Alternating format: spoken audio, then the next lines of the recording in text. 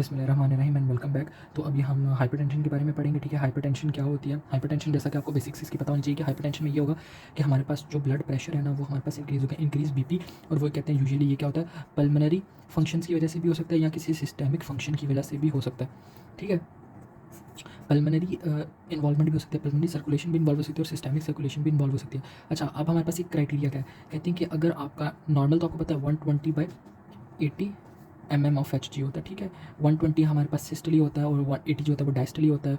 120 तब होता है जब हार्ट कंट्रैक्ट करता है, डायस्टली तब होता है जब हार्ट रिलैक्स कर रहा होता है, वो ब्लड को एक्सेप्ट कर रहा होता है। ये नॉर्मल है हमारे पास। ठीक है, अब क्या क्राइटेरिया है कि हम उसे कहें कि उसे हाइपरटेंशन है। एक तो क्राइटेरिया ये है कि हमारे पास सब्सिक्वेंटली 3-4 वीक्स तक ना उसका ब्लड प्रेशर ज़्यादा आ रहा हो।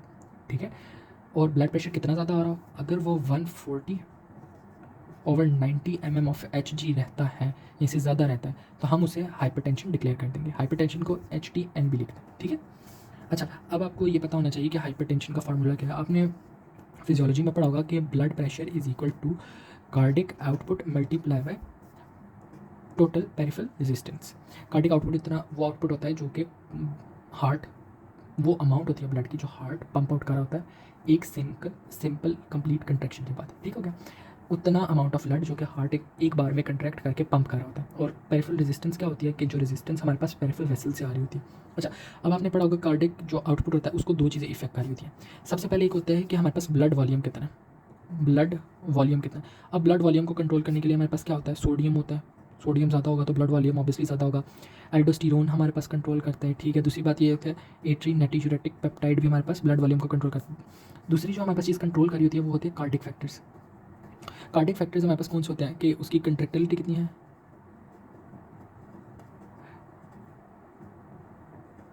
हार्ट की कंट्रैक्टिलिटी कितनी है, दूसरी बात यह है कि हार्ट रेट कितना है।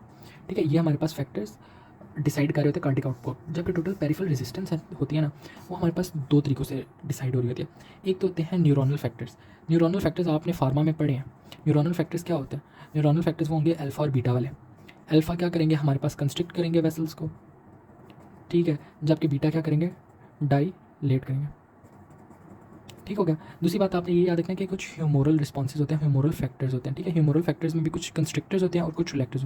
ऊपर वाले में कंस्ट्रिक्टर्स लिख रहा हूँ, नीचे हम लिखेंगे जो रिलैक्स करते हैं। रिलैक्स में आपको पता है नाइट्रिक ऑक्साइड रिलैक्स करती है, प्रोस्टाग्लैंडिन्स जो होते हैं वो हमारे पास ब्लड वेसल्स को रिलैक्स करते हैं। कंस्ट्रिक्टर्स में आपने ये याद रखना है कि कुछ कैटाकोलम होते हैं, एपिनेफ्रिन और एपिनेफ्रिन हो गए, एंजियोटेंसिन हो गया। ठीक है, एंजियोटेंसिन इंपॉर्टेंट है, वो याद रख लो। कुछ थ्रोम्बोक्सेन हो गया,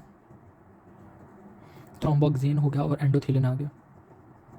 ये हमारे पास क्या करेंगे, इसको कॉन्ट्रैक्ट करेंगे वेसल्स को, और वेसल कॉन्स्ट्रिक्ट होगी तो टोटल पेरिफेरल रेजिस्टेंस ज़्यादा हो जाएगी, वेसल रिलैक्स होगी तो टोटल जो पेरिफेरल रेजिस्टेंस है वो कम हो जाएगी। दूसरी बात आप अपनी याद रखिए इसकी टाइप्स क्या है। कुछ बुक्स इसे कहते हैं कि कुछ एक टाइप होती है प्राइमरी हाइपरटेंशन, कुछ कहती हैं कि एक टाइप होगी प्राइमरी और दूसरी होगी सेकेंडरी। ठीक है, कुछ बुक्स कहती हैं नहीं, इसको हम एक और तरीके से डिफाइन कर लेते हैं, वो होता है बिनाइन और एक हो गया मलिग्नेंट। ठीक हो गया, वो कहते कुछ बुक्स इसको ना बिनाइन और मलिग्नेंट के तौर पे टाइप्स में डिस्क्राइब करी होती हैं, कुछ इसे प्राइमरी और सेकेंडरी है। अब प्राइमरी में आपने एक बात याद रखनी है कि प्राइमरी हमारे पास यूजुअली इसकी एटियोलॉजी हमें पता नहीं होता है, इसकी एटियोलॉजी अननोन होती है। मैं इसको इधर ही समझा देता हूँ, ये इतनी इंपॉर्टेंट नहीं है। ठीक है, इसकी अननोन एटियोलॉजी होती है। 95% केसेस में हमारे पास प्राइमरी होता है। ठीक है, हमें उसका कुछ पता नहीं होता कि किस वजह से हो रही है। हाँ, कुछ रिस्क फैक्टर्स कहते हैं हमारे पास लाजमी इंपॉर्टेंट होते हैं, वो एक हो गया एज हो गया, किसी रेस में ये ज़्यादा इंपॉर्टेंट है, जैसा कि अफ्रीकन अमेरिकन में हमारे पास इसका रिस्क ज़्यादा होता है as compare to in Asian. अब तो है एशियंस में भी बहुत ज़्यादा रिस्क हो गया हाइपरटेंशन का, obesity, stress, type A personality, और वो लोग जो बहुत ज़्यादा सॉल्ट इनटेक कर रहे थे तो उनमें यूजली क्या होते हैं, प्राइमरी हाइपरटेंशन होती है। सेकेंडरी हाइपरटेंशन क्या होती है, उसकी पैथोजेनेसिस क्या है ये मैं आपको आगे समझाता हूँ। अच्छा, अब सेकेंडरी जो पैथोजेनेसिस है और ये अगली साथ साथ ही मैं ना आपको समझाती हूँ। सबसे पहले मैं बताऊँ जो ये पैथोजेनेसिस क्या, किस वजह से हमारे पास हाइपरटेंशन हुई है। नॉर्मली आपको पता है जब हमारे पास डिक्रीज ब्लड फ्लो होता है किसी स्टेनोसिस की वजह से या किसी भी फैक्टर की वजह से, रिस्क फैक्टर की वजह से, हमारे पास जब ग्लोमेरुलाई की तरफ ब्लड फ्लो कम जाता है तो उसके अंदर एक स्पेशल सेल्स होते हैं जिसका नाम होता है, इधर मैं बता देता हूँ, जक्सा ग्लोमेरुलर ऑपरेटस उसे बोलते हैं। ठीक है, या जक्सा ग्लोमेरुलर सेल्स होते हैं, वो हमारे पास रेनिन रिलीज़ करते हैं। रेनिन रिलीज़ जो होगा ना, ठीक है, वो क्या करेगा, हमारे पास एंजियोटेंसिन 1 को कन्वर्ट कर देगा, किसको, एंजियोटेंसिन 1 को कन्वर्ट कर देगा एंजियोटेंसिन 2 में। ठीक है, एंजियोटेंसिन 2 को किसकी वजह से ये कन्वर्ट करेगा, एंजियोटेंसिन 2 में कन्वर्ट जो करेगा वो करेगा angiotensin converting enzyme, ACE enzyme उसे बोलते हैं। ठीक है, एंजियोटेंसिन 2 जो है ना वो हमारे पास आगे क्या करेगा, वो कंट्रैक्टिलिटी करवाएगा स्मूथ मसल्स की, टोटल पेरिफेरल रेजिस्टेंस को इंक्रीज़ कर देगा। ये सबसे इंपॉर्टेंट ये काम करेगा एंजियोटेंसिन 2 करेगा एल्डोस्टेरोन को हमारे पास रिलीज़ करवाएगा। जब एल्डोस्टेरॉन रिलीज़ होगा तो सोडियम की जो एब्जॉर्प्शन है ना, रीअब्जॉर्प्शन, वो इंक्रीज़ हो जाएगी डिस्टल कन्वोल्यूटेड ट्यूब्यूल से, और उसकी वजह से हमारे पास क्या होगा, जो प्लाज्मा में वॉल्यूम था ना वो ज़्यादा होना शुरू हो जाएगा। ठीक है, इसकी वजह से क्या होगा, हमारे पास हाइपरटेंशन हो जाएगी। बट इसका एक नुकसान ये होता है कि जिस वेसल में हमारे पास ब्लड कम पहुंच रहा था, जिस ग्लोमेरुलाई में कम पहुंच रहा था ब्लड, उसकी एट्रोफी होना शुरू होगी। ठीक है, तो वो किडनी आहिस्ता आहिस्ता क्या होना शुरू होगी, छोटी होना शुरू होगी। तो ये एक नॉर्मल ऑपरेटस है, ये जो नॉर्मली होता है। तो ये अब किडनीज को प्राइमरी हाइपरटेंशन तो इफेक्ट नहीं करती, बट सेकेंडरी हाइपरटेंशन इफेक्ट करती है। तो ये एक नॉर्मल सा फिनोमिना था। अब आप ना इसकी पैथोजेनेसिस आपको पता होना चाहिए। पैथोजेनेसिस कहते हैं कि इसके कुछ जेनेटिक रिस्क फैक्टर्स होते हैं, कुछ इन्वायरमेंट के काम होते हैं। ठीक है, इन्वायरमेंटल फैक्टर्स होते हैं। अब इन फैक्टर्स ने क्या करना है आगे, फॉर एग्जांपल इन फैक्टर्स की वजह से हमारे पास क्या आया, जो सोडियम का हीमोस्टेसिस था ना, उसमें फ़र्क आया, डिफेक्ट आया। उसकी वजह से क्या हुआ हमारे पास कि ज़्यादा सोडियम जो था ना, ठीक है, वो ब्लड में आना शुरू हो गया और कम सोडियम एक्सक्रीट होना शुरू। उसकी वजह से क्या होगा हमारे पास कि सॉल्ट और वाटर की क्या होना शुरू हो जाएगी, रिटेंशन शुरू हो जाएगी। जब सॉल्ट और वाटर की रिटेंशन स्टार्ट होगी तो हमारे पास जो प्लाज्मा का वॉल्यूम था और ESF का वॉल्यूम था, एक्स्ट्रा सेलुलर फ्लूइड का वॉल्यूम, वो हमारे पास क्या होगा, बढ़ना शुरू हो जाएगा। अब जब वो बढ़ेगा तो हमारे पास क्या होगा, इनडायरेक्टली क्या बनेगा, कार्डिक आउटपुट बढ़ेगा। और ये किसकी वजह से होगा, ऑटो रेगुलेशन की वजह से होता है। तो हमारे पास क्या हो जाएगी, हाइपरटेंशन हो जाएगी। ठीक है, ये बात समझ आ गई। कहते हैं इसकी वजह से, डायरेक्टली सिर्फ इसकी वजह से नहीं होता कि सोडियम का हेमोस्टेसिस खराब हो गया, आपने बहुत ज़्यादा सोडियम खा लिया, आपने बहुत ज़्यादा सॉल्ट ले लिया तो ये हो गया, नहीं। कहते हैं कि कुछ फंक्शनल एबनॉर्मेलिटीज़ की वजह से भी हो सकता है, फंक्शनल डिस्टर्बेंसेस की वजह से भी हो सकता है, या किसी फंक्शनल हमारे पास वेजो कंस्ट्रिक्शन की वजह से हो सकता है। वेजो कंस्ट्रिक्शन ज़्यादा इंपॉर्टेंट है। फंक्शनल वेजो कंस्ट्रिक्शन हुई, ठीक है, वेजो कंस्ट्रिक्शन की वजह से क्या होगा कि हमारे पास वेस्कुलर रिएक्टिविटी ज़्यादा होगी, वेस्कुलर रिएक्टिविटी, वेस्कुलर रिएक्टिविटी ज़्यादा होगी। और वेस्कुलर रिएक्टिविटी की वजह से हमारे पास क्या होगा, एक चीज़ ज़्यादा होगी, टोटल पेरिफेरल रेजिस्टेंस। पेरिफेरिक रेजिस्टेंस ज़्यादा होगी, और आपको पता है पेरिफेरल रेजिस्टेंस ज़्यादा हो तो क्या होगा, हाइपरटेंशन होगी, सीधा सीधा। आप कहते हैं वेस्कुलर रेजिस्टेंस तो ज़्यादा होगी। बस एक और चीज़ भी है जो वेस्कुलर रेजिस्टेंस को ज़्यादा करती है, वो है ये प्लाज्मा का लेवल जब ज़्यादा हुआ तो उसने एट्रियल नेटियूरेटिक पेप्टाइड रिलीज़ किया, ANP ज़्यादा रिलीज़ हुआ तो उसने डायरेक्ट वेस्कुलर रिएक्टिविटी करके टोटल पेरिफेरल रेजिस्टेंस को बढ़ा दिया था।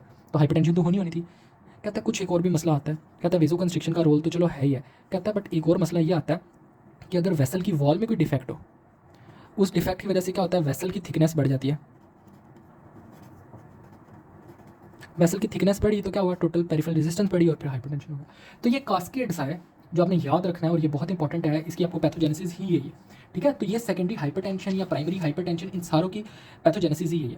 अब मैंने आपको स्टार्ट में बताया था, अब आप मुझे खुद बताएं डिफेक्ट किसकी वजह से हो सकता है। डिफेक्ट आ सकता है हमारे पास स्टेनोसिस की वजह से। कहते हैं मेल्स में यूजुअली स्टेनोसिस ही होता है या एथेरोस्क्लेरोसिस होता है, बट फीमेल्स में हमारे पास फिब्रोमस्कुलर डिस्प्लेजिया होता है। ठीक है, फिब्रोमस्कुलर डिस्प्लेजिया फीमेल्स में होता है, जिसकी वजह से हाइपरटेंशन यंग फीमेल्स में ज़्यादा कॉमन है। मेल्स में हमारे पास एथेरोस्क्लेरोटिक प्लॉक जो होता है ना, वो सबसे ज़्यादा कॉमन होता है और सबसे ज़्यादा रिस्क फैक्टर कॉज कर रहा होता है। ये कहते हैं इरेगुलर थिकनिंग हो जाती है, मीडियम साइज आर्टरीज की स्टेनोसिस हो सकता है, जिसकी वजह से ये सारे फैक्टर्स आना शुरू हो जाएंगे। अब हम जल्दी से पढ़ लेते हैं कि बिनाइन और मेलिग्नेंट हाइपरटेंशन में क्या फ़र्क है। अच्छा, बिनाइन और हाइपर मेलिग्नेंट, जो मेलिग्नेंट हाइपरटेंशन है इसमें ये फ़र्क है कि बिनाइन जो होती है ना, सबसे पहले आपने याद रखना है, जो बिनाइन होगी ना वो आपने याद रखना माइल्ड टू मॉडरेट होगी, माइल्ड, ठीक है, और मॉडरेट होगी।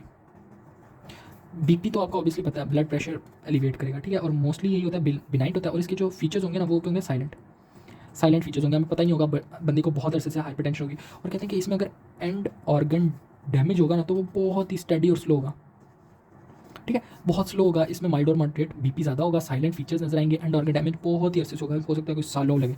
जबकि जो मेलिग्नेंट है ना, मेलिग्नेंट हाइपरटेंशन, ये आपने बस 2-3 बातें याद रखनी थी, इंपॉर्टेंट नहीं है, ठीक है। ये होगा सुवेयर एलिवेशन, सुवेयर बीपी ज़्यादा होगा, एकदम बीपी बढ़ेगा। कितना ज़्यादा हो सकता है 200 to 120 mm ऑफ HG हो जाए, इतना ज़्यादा।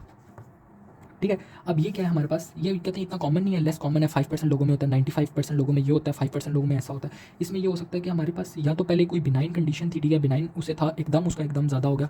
बट कहते हैं नॉर्मली ये होता है कि इसमें ना एक्यूट एंड ऑर्गन डैमेज होता है, एक्यूट एंड ऑर्गन डैमेज, इसमें एंड ऑर्गन डैमेज बहुत जल्दी होता है, बहुत जल्दी, और ये एक मेडिकल इमरजेंसी है। ठीक है, इसमें एंड ऑर्गन डैमेज इतनी जल्दी होता है, एकदम फेलियर होना शुरू हो सकता है, तो हमें इसको बचाना और इसको नॉर्मलाइज करना बहुत ज़्यादा है। ये कहते हैं एक्यूट रीनल फेलियर हो सकता है, हेडेक हो सकता है, पेपिल एडीमा वगैरह हो सकता है, और इस वजह से मेडिकल इमरजेंसी है। कहते हैं ये यूजुअली बिनाइन अगर बंदे को चला हो ना हाइपरटेंशन, तो उसकी वो प्रोग्रेस करके मेलिग्नेंट बन जाता है। बट कहते हैं कि मेलिग्नेंट खुद भी डिनोवो भी हो सकता है, और ये बहुत ही डेवास्टेटिंगली डैमेज होता है। ठीक है, तो thank you for this video. आप बैक करें, ठीक है, चैनल को लाजमी सब्सक्राइब करें और अपना फीडबैक देना मत भूलिएगा। थैंक यू सो मच, आप टिल द नेक्स्ट वीडियो, अल्लाह हाफिज़।